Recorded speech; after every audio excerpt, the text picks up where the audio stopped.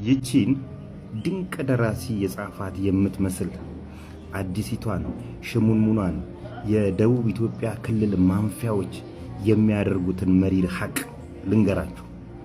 ባለሀብቱ አቶ ብርሃነ መስቀል ክንፈ ከታሰረ እነሆ 11 ወራት ከ3 ሳምንታት አለፉት። ይሄን ግለሰብ መጀመሪያ አፍነው ሲወስዱት ከጋሞ ዞን ከፍተኛ ፍርድ ቤት መጥሪያ ይዘን መተናል ያሉ ሰዎች ለአዲስ አበባ ፖሊስ ኮሚሽን ይሄንን መጥሪያ በማሳየት ነበረ አዲስ አበባ ላይ ታፍኖ የተወሰደው። ነገር ግን መጥሪያ ይዘንበት መተናል ወዳሉት ወደ ጋሞ ዞን ሳይሆን ወደ ጌዲዮ ዞን ዲላ ነበር ይዘው ተሄዱት። ዲላ ላይ 3 ቀን ካቆዩት በኋላ ወደ ወላይታ ሶዶ ወሰዱት።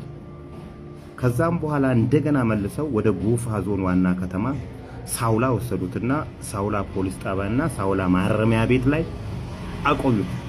መጀመሪያ ከየት ነው መጥሪያ ይዘን መተናል ያሉት? ከጋሞ ዞን ከፍተኛ ፍርድ ቤት ነው። ክስ የተመሰረተበት ግን በጎፋ ዞን ከፍተኛ ፍርድ ቤት ነው።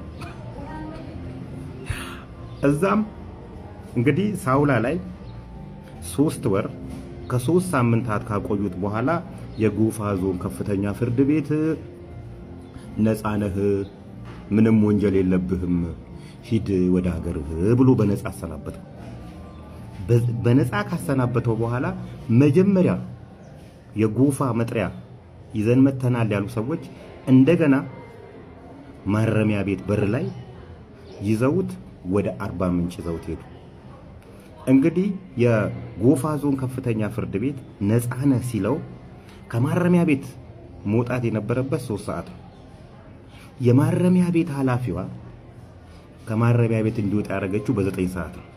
ምክንያቱ ምንድነው ብለን ከጠየቀን ከጋሞ ዞን እየመጡ ያሉ ማንፊያዎች አሉ። ስለዚህ ጎፋ እስኪደርሱ ድረስ ሰዓት ይወስድባቸዋል።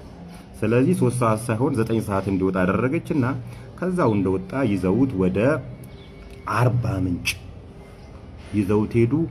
እነሆ 8 ወር ጠቅላላ 11 ወር ከ3 ሳምንታት አለፉት። እቺ ማረሚያ ቤት ኃላፊ ላደረገችው ከባድ ተጋድሎ የክልሉ ርዕሰ መስተዳድር አቶ ጥላሁን ከበደ ከማረሚያ ቤት ኃላፊነት ወደ ክልሉ ፖሊስ ኮሚሽን ኮሚሽነርነት ሽልማት አበረከቱላት። እንግዲህ አቶ ብርሃነ መስቀል ክንፈ ለምንድን ነው ይሄን ያህል የሚሰቃየው ብለን ካለን የማራማይን የሚባል የከሰል ማዕድን ላይ ተሰማራ ድርጅት የከሰል ድንጋይ ለማውጣት ወደ ቀድሞ የደቡብ ኢትዮጵያ ክልል ይሄዳል። ፍቃድም ይሰጠዋል። የተሰጠው ፍቃድ 1 ማዕድኑን የመፈለግ ነው፣ ከሰል ነው። 2 ደግሞ ማዕድኑን የማምረት ነው። በዚህ ፍቃድ መሰረት በወረዳ ወረዳ ላይ የሚፈልገውን ከሰል ድንጋይ ያገኛል። ወደ ማምረት ሳይገባ ግን እነዚህ ማንፊያዎች ለ55 ዘመዶቻቸው ያንን መሬት አከፋፈሉት። ለ55 ካከፋፈሉት በኋላ ይሄ ሰውዬ ማድረግ የነበረበት 1 ወደ ሽምግልና መሄድ ነው፣ 2 ደግሞ ወደ ፍርድ ቤት መሄድ ነው። ይሄ እነዚህ ሰዎች ከሰሳቸውና እንደውም የኢትዮጵያ አይደለም የፋና ቴሌቪዥን የማዕድን ስር ቁማርተኞች በሚል በሰራው ዶኩመንተሪ ላይ ይሄን የማንፊያ ግሩፕ ያደረገውን ከፍተኛ የሆነ ሌብነት ይሄ ልጅ አጋለጠ።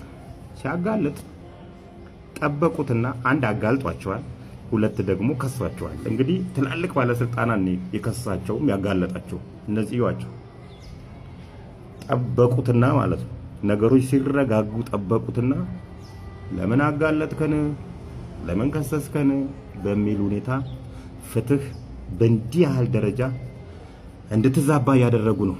ፍትህ ለባለ ሀብቱ ለአቶ ብርሃነ መስቀል ክንፈ ፍቃድ ወስደን ወደ ስራ ገብተናል ማለት ነው። በማራ ማይነርስና በደቡብ ክልል ማዕድንና ኢነርጂ ኤጀንሲ መካከል በቀን 7ኛው ወር 2015 ዓ.ም ውል ታስሮ ድርጅቱ ያቀረበው የ6 ወራት የሥራ ፕሮግራም ጸድቆና የ3 ወራት የምርመራ ፈቃድ ተሰጥቶት ሥራ እንዲጀምር መደረጉን ሰነዶች ያሳያሉ።